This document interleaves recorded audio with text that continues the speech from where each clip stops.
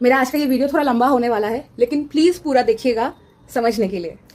हाय नमस्ते, कैसे हो आप सब? ओके, आज मैं एक वीडियो शेयर करना चाहती हूँ आप लोगों के साथ।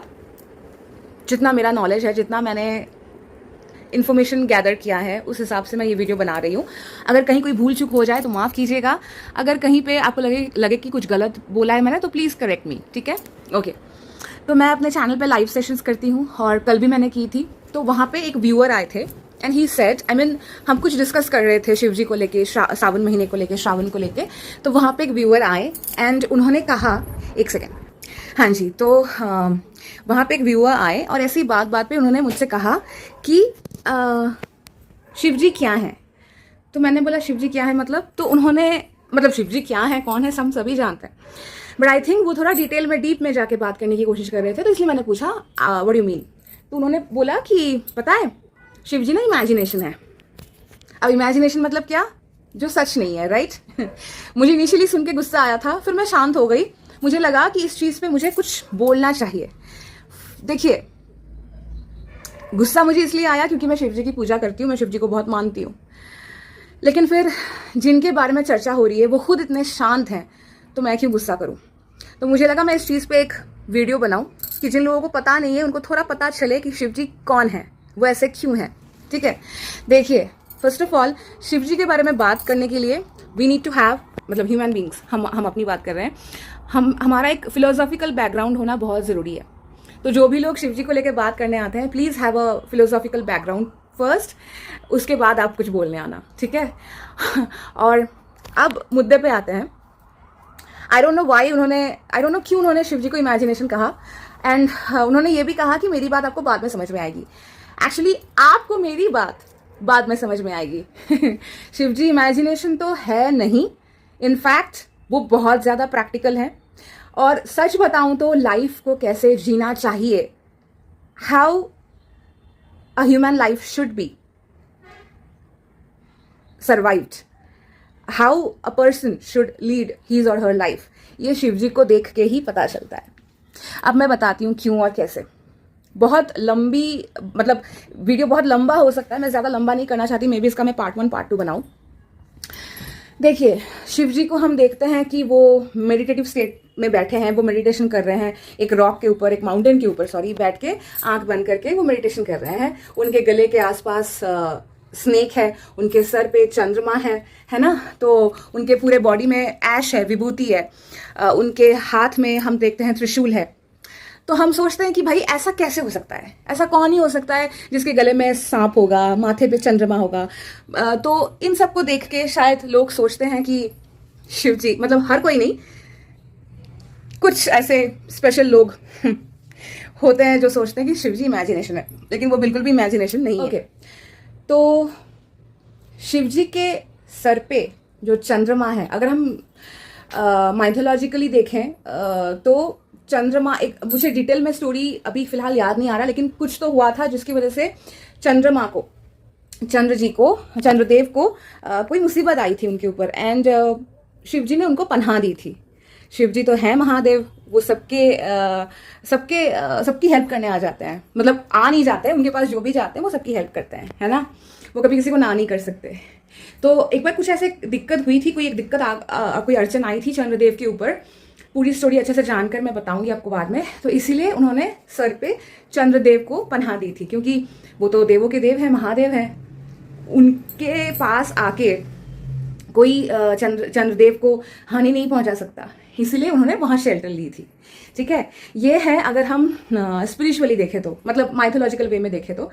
लेकिन प्रॉपर स्पिरिचुअली अगर हम देखें तो जो क्रिसेंट मून है, अब पता है मून को ना, हम अगर डिटेल में देखें moon represents emotions, human mind, ठीक है? ह्यूमन माइंड कैसा है, हम कैसे होते हैं, हमारे इमोशंस कैसे होते हैं बताइए? हमारे इमोशंस जो है वो फ्लक्चुएट करते रहते हैं। जैसे कि चंद्रमा एक बार दिखाई देती है, एक बार छिप जाती है, ठीक उसी तरीके से ह्यूमन नेचर भी ऐसा है। हम कभी बहुत ज़्यादा खुश हो जाते हैं, कभी बहुत ज़्यादा रो देते हैं, तो एक फ्लक्चुएशन होता है हमारे इमोशंस में। इसलिए आप गौर कीजिएगा, थोड़ा रिसर्च कीजिएगा।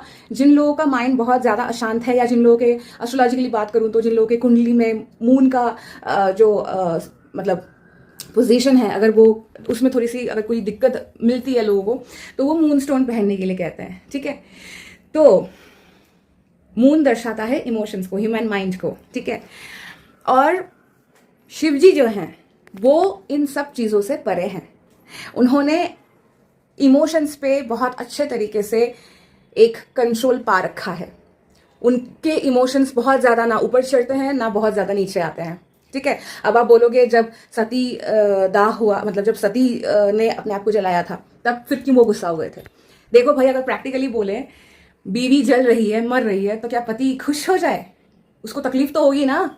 उनकी वो तकलीफ जो है वो एकदम आउटबर्स्ट होके आई थी उस डांस, नटराज डांस के फॉर्म में। If I am not wrong, Nataraj dance उस टाइम पे उन्होंने की थी। तो कोई पति जो अपने पत्नी से प्यार करता है वो ऑफकोर्स वो दुखी होगा। कोई ऐसा पति अगर हो कि पत्नी जा रही है, कोई फर्क नहीं पड़ता, चलो हम तो मजे करेंगे, फिर तो अलग बात है भाई, है ना। तो प्रैक्टिकली देखें तो ऐसी एक घटना हुई थी। लेकिन शिवजी का dance again it's a cosmic dance. आप क्वांटम फिजिक्स में जाके पढ़ो तो फिजिक्स देखिए, यूनिवर्स क्या है, किस चीज से यूनिवर्स बनी है, ये अगर आप फिजिक्स में जाओगे ना तो बहुत अच्छे तरीके से आपको पता चलेगा। मुझे इतना फिजिक्स का नॉलेज नहीं है, लेकिन मेरे पापा बहुत अच्छे तरीके से फिजिक्स के बारे में जानते हैं, और कुछ जो मुझे पता है उन्हीं की बदौलत है। तो क्वांटम फिजिक्स बोल के है, वहां पे आप चेक करना, मॉलिक्यूल्स, एटम्स। तो शिवजी ने जो डांस की थी ना वो एक्चुअली एक कॉस्मिक डांस का एक पार्ट है, ठीक है। कुछ अंत होना है ताकि कुछ अच्छा शुरू हो सके, ये उसी का एक आगाज था, उसी चीज का एक आगाज था वो, ठीक है। आई थिंक मैंने हिंदी सही बोला है, सॉरी। ओके, अब देखिए, तो चंद्रमा का आपको समझ में आया। शिवजी ने अपने इमोशंस पे कंट्रोल पा रखा है, इसीलिए उन्होंने चंद्रमा को अपने सर पे रखा है। अब देखिए, उसके बाद स्नेक, शिवजी ने स्नेक को ही क्यों चुना गले में पहनने के लिए एज अ नेकलेस? स्नेक क्या दर्शाता है? स्नेक अल्टीमेट फियर, ईगो, इन सब चीजों को दर्शाता है, राइट। लोग कोसों दूर भागते हैं एक जहरीले सांप को देख के, वेनोमस स्नेक को देख के, पॉइजनस स्नेक को देख के, पर शिवजी भागते नहीं है। इंस्टेड उन्होंने अपने गले में उनको पहन के रखा है, विच मीन्स शिवजी किसी चीज से डरते नहीं हैं और ना ही उनमें कोई ईगो है। He is so much down to earth, he is so humble, he is so grounded. इसीलिए स्नेक को उन्होंने एज अ नेकलेस चुना, ठीक है। And not just that, snake kundalini shakti, kundalini energy को भी दर्शाता है। हर इंसान के अंदर कुंडलिनी शक्ति होती है। जैसे एक सांप, आपने देखा होगा, जैसे मैंने तो देखा है स्नेक पार्क्स में जब मैं चेन्नई में थी, कि एक huge big sized king cobra 16 degree AC चल रही थी और वो अंदर ऐसे कॉइल की तरह ऐसे होके, जैसे कॉइल नहीं होता है ऐसे स्पाइरल वे में होता है, वैसे वो ऐसे सिचुएशन में वो सो रहा था। तो जब एक सांप सोता है तो ऐसे कॉइल की तरह बन के, छोटा सा वो बन के वो चुपचाप पड़ा रहता है। लेकिन जब वो उठता है, जब वो जागता है, जब वो उस कॉइल से निकलता है तो कितना बड़ा हो जाता है। और जब वो उठता है तब क्या होता है? तो इंसान के अंदर, हर इंसान के अंदर कुंडलिनी शक्ति है। कहते हैं कि अगर वो कुंडलिनी शक्ति जाग गई तो फिर इंसान नॉर्मल इंसान नहीं रहेगा, वो समझ लो आप। और कुंडलिनी शक्ति को जगाना इतना आसान नहीं है। कुंडलिनी शक्ति को जगाने के लिए डीप मेडिटेशन में जाने की जरूरत होती है। एंड अगेन उस चीज में भी शिवजी ने विजय प्राप्ति की है, समझे। चलो, अब जो मेरे जहन में आ रहा है, हाँ, ऐश, द सीक्रेट ऐश, विभूति जिसको हम कहते हैं। अब लोग बोलेंगे कि वो विभूति क्यों लगाते हैं अपने बॉडी के ऊपर। तो देखिए, जो भी चीज ऑर्गेनिक है, जैसे कि ऑर्गेनिक एज इन पेड़ पौधे, animals, human beings, human body, animal body, जो भी चीज ऑर्गेनिक है, वो जो चीज जल के राख हो जाती है, तो वैसे चीजों को दर्शाता है ऐश। ऐश का मतलब क्या है? जो लोग क्रिश्चियंस हैं उनको भी पता होगा, सबको पता होना चाहिए कि हम वहीं से आए हैं और वहीं पे जाएंगे। तो anything that is organic, each and everything that is organic, basically वो इट बर्न्स टू ऐश, है ना। तो हमारा जो ये पूरा शरीर है क्या है? सिर्फ एक मुट्ठी राख और कुछ नहीं। तो हम जो इंसान हैं, हम लोगों से झगड़ते हैं, कलेश करते हैं, लोगों को गलत बोलते हैं, घमंड करते हैं, तू अच्छा नहीं है, मैं सुंदर हूं। किस चीज का घमंड? ये ऐश उसी चीज को दर्शाता है कि किस चीज का आप घमंड कर रहे हो। सबको मरना है, डेथ इज इनएविटेबल, डेथ सबको आएगी, तो किस चीज का इतना घमंड? जब तक जी रहे हो अच्छे से जियो। अच्छे से जीने का मतलब ये नहीं होता कि खुद अच्छे से जी लिया और दूसरों को प्रॉब्लम में डाल दिया। नहीं, खुद भी सही से जियो और दूसरों को भी जीने के लिए मोटिवेट करो, है ना। तो बेसिकली अगर मैं कहूँ, मैं नहीं कह रही, ये बुक्स में पढ़ा है मैंने कि जो ऐश होता है it depicts the human body, कि किस चीज को लेके इतना ऑब्सेस्ड हो, किस क्या लेके आए हो, क्या लेके जाओगे। ये शरीर तक तुम्हारा नहीं है, बस शरीर के अंदर जो आत्मा है सिर्फ वही सच है। आत्मा और परमात्मा यही सच है। बाकी ये बॉडी तो एक दिन जानी ही है, तो इस बॉडी को लेके इतना क्यों सोचना। हाँ ठीक है, जब तक जिंदा हो आत्मा अपने बॉडी के अंदर है, इसलिए बॉडी का टेक केयर करो, ताकि जब तक जियो, जितने दिनों तक जियो, सही से जी सको। बाकी इतना ऑब्सेस्ड मत हो अपने बॉडी को लेके। स्पेशली लोगों के साथ कंपेयर मत करो कि मेरा ये है तेरा वो नहीं है ना, ये सब मत करो, क्या फायदा करके। तो जो विभूति वो लगाते हैं वो इसी चीज को दर्शाता है कि ग्राउंडेड रहो, रियलिटी के साथ रहो, ज्यादा आसमान में मत उड़ो। ये मैंने ऐड किया। देखिए फिर जो डमरू है, वो डमरू ही क्यों बजाते हैं? डमरू का जो साउंड है वो बहुत ज्यादा एक हीलिंग साउंड का काम करता है। एटलीस्ट मुझे तो बहुत पसंद है डमरू का साउंड, जो प्रॉपर डमरू का साउंड होता है।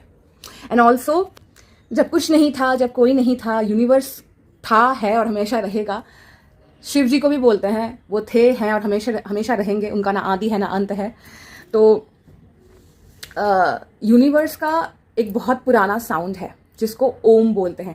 ओम ऐसे स्टार्ट होता है, AUM। आपने देखा होगा जो लोग मेडिटेशन करते हैं या प्राणायाम करते हैं, उनको बोला जाता है कि लास्ट में जाके ओम चैंट करो, बॉडी को शांति मिलेगी। क्यों मिलती है बॉडी को शांति? क्योंकि हमारा जो बॉडी है वो यूनिवर्स के साथ कनेक्टेड है, ब्रह्मांड के साथ कनेक्टेड है। एक यूनिवर्स बाहर है, एक हमारे अंदर है। खुद को, अपने बॉडी को, अपने अंदर के यूनिवर्स को बाहर के यूनिवर्स के साथ अलाइंड रखने के लिए ओम चैंट करने के लिए बोला जाता है। सुकून मिलता है इस चीज से, समझे। और शिव जी का त्रिशूल, वो त्रिशूल ही क्यों पकड़े हुए हैं? त्रिशूल के ऊपर का जो वो है ट्राइडेंट, ऐसे ऐसे ऐसे ऐसे जो तीनों जो है ना, वो तीन चीज पता है क्या है? त्रिशूल ऐसा क्यों है? त्रिशूल के वो जो तीन ऐसे है ना, वो तीनों फोर्स को दर्शाता है, तीनों लाइफ के एस्पेक्ट्स को, फोर्सेस को दर्शाता है। अब वो क्या है? सृष्टि, स्थिति, विनाश। सृष्टि क्रिएशन, स्थिति प्रिजर्वेशन और विनाश डिस्ट्रक्शन। तो सृष्टि ब्रह्मा, स्थिति विष्णु, डिस्ट्रक्शन विनाश। अब डिस्ट्रक्शन मतलब ये नहीं कि अरे ये सिर्फ डिस्ट्रॉय करते रहते हैं क्या, ये क्या सिर्फ विनाश ही करते रहते हैं शिव जी? नहीं, यहाँ पे चीजों को समझिए। इवन टैरो में भी एक कार्ड है, डेथ का कार्ड। यहाँ पे डेथ मतलब कोई डरावना कुछ नहीं है। सिमिलरली ये जो डिस्ट्रक्शन है, इसमें डरने का कुछ नहीं है। डिस्ट्रक्शन मतलब कुछ एक जो, देखिए ह्यूमन लाइफ में अगर मैं एक छोटा सा एग्जांपल दूं, कोई एक इंसान किसी एक दूसरे इंसान के साथ एक रिलेशनशिप में है, ठीक है, और दो, ऑफ कोर्स एक रिलेशनशिप में दो लोग होते हैं, मैं रोमांटिक रिलेशनशिप की बात कर रही हूँ, जेंडर स्पेसिफाई मैं नहीं कर रही हूँ। तो दो लोग में से एक बंदा बहुत केयरिंग है, बहुत लविंग है, हर एफर्ट्स वही देती है, लेकिन जो दूसरा है उसको घंटा फर्क पड़ता है, ठीक है। 1 सेकेंड, बेल बज गया। मैं जब भी वीडियो बनाती हूँ यही होता है, 1 सेकेंड। हाँ बेल बज गया था। तो जो वो शिव जी के त्रिशूल को लेके बात कर रहे थे ना, तो वो त्रिशूल तीनों चीजों को दर्शाता है, सृष्टि, स्थिति, विनाश, ठीक है। तो बेसिकली शिव जी के फुल बॉडी को अगर आप ऑब्जर्व करो, जो मैंने पहले भी कहा, बहुत ज्यादा प्रैक्टिकल है, लाइफ को कैसे लीड करते हैं इसका जीता जागता एग्जाम्पल है वो। और शिव जी ने हर अपने मतलब जिन जिन चीजों की वजह से इंसान पीछे रह जाता है, सेंस ऑर्गन बोलो या जो भी बोलो, शिव जी ने हर चीज पे कंट्रोल पा रखा है, हर चीज पे कंट्रोल पा रखा है। Nothing can shake him. उनको कुछ नहीं मतलब हिला सकता। वो बहुत ज्यादा डिटरमाइंड है, स्ट्रांग है, फर्म है, ठीक है। और जो त्रिशूल है वो ये भी दर्शाता है, जो 3 त्रिशूल के जो वो है, वो हमारे ह्यूमन बॉडी के अंदर 7 चक्रास होते हैं। सिमिलरली 3 नाड़ियां होती हैं, नाड़ी, ईड़ा, पिंगला, सुषुम्ना। तो ईड़ा नाड़ी फेमिनिन साइड को कहते हैं, which means the logical side. Pingala the masculine side, action, actions जो हम लेते हैं पिंगला नाड़ी की वजह से, जो हम लॉजिकली सोचते हैं ईरा नाड़ी की वजह से। और जो सुषुम्ना है that is the central pathway, जो हर जो ऊर्जा हमें मिलती है और जो भी एनर्जी है उसको बैलेंस करके कैसे चलना है, ये हमें सुषुम्ना सिखाती है। तो ईरा, पिंगला, सुषुम्ना, इन 3 नाड़ियों पे भी विजय प्राप्ति कर रखी है शिव जी ने। यार हर चीज पे उन्होंने कंट्रोल पा रखा है, तो और क्या चाहिए। अब आप समझ रहे हो कि शिव जी इमेजिनेशन नहीं है, प्रैक्टिकल लाइफ कैसे लीड की जाती है। शिव जी उसका जीता जागता एग्जाम्पल है, समझे। और एक और चीज है, हाँ ये कैसे मैं मिस कर गई, त्रिनेत्र, the third eye. Third eye पता है, थर्ड आई चक्रा इंसानों में भी होता है। तो शिव जी का थर्ड आई मतलब क्या है, ही इज हाईली इंट्यूटिव। और इंट्यूशन भगवान ने हर इंसान को दिया है, पर उस पर काम करने की जरूरत है। जो गट फीलिंग होती है, जो अंदर से एक फील होती है ना कि ये मत करो वो मत करो, वही थर्ड आई का पावर है, ठीक है। उस पावर को आपने दबाना नहीं है, उस पावर को आपने जगाना है, ठीक है। तो शिव जी का थर्ड आई वही डिनोट करता है कि ही इज हाईली इंट्यूटिव। उनको चीजें लिटरली फील होती हैं यहां से, ठीक है। तो शिव जी को इमेजिनेशन बोलने से पहले gain some knowledge, have a philosophical background, कुछ बुक्स पढ़ो, उनके बारे में जानने की कोशिश करो, फिर उनके बारे में कमेंट करने आना। यार सही बताऊं तो मतलब ऐसे नॉर्मली मैं अगर बोलूं तो शिव जी एक महान हस्ती है। और जब कोई इंसान, देखिए शिव जी को हमेशा मेडिटेटिव स्टेट में क्यों दिखाया गया है, क्योंकि बाहर चाहे जो मर्जी हो रही हो, वो अंदर से सख्त है, शांत है, नथिंग कैन शेक हिम।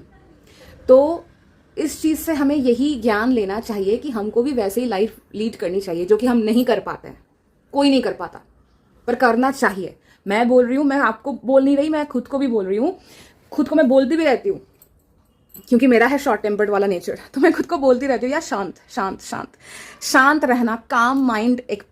अगर एक इंसान ने अपने माइंड को कंट्रोल कर लिया ना, अगर उसका माइंड काम हो गया ना, तो फिर वो जीत गया। फिर वो अंदर के शिव को ढूंढ निकालेगा, फिर वो उस परमात्मा से, उस शिव जी से वो मिल पाएगा, वो अलाइंड हो जाएगा। तो अपने अंदर के शांति को जगाओ। बाहर का शोर हमें बहुत ज्यादा हिला के रख देता है, अरे इसने वो बोल दिया, अरे इसने वो कर दिया। जिस दिन हमको इस चीज से छुटकारा मिल जाएगा ना, हम सही में शिव तत्व को समझ पाएंगे। सो शिव जी सिर्फ भगवान नहीं है, वो एक जीता जागता एग्जाम्पल है कि कैसे इंसान को अपनी जिंदगी बितानी चाहिए, how one should lead his और हर लाइफ। इसका एक जीता जागता एग्जाम्पल है शिव जी। तो पहले उनको समझो, उनकी तरह बनना तो दूर, उनकी तरह बनने की पहले कोशिश करो, फिर उनके बारे में हम बात करने आएंगे, ठीक है। वीडियो लंबा हुआ है, पूरा देखिएगा। धन्यवाद।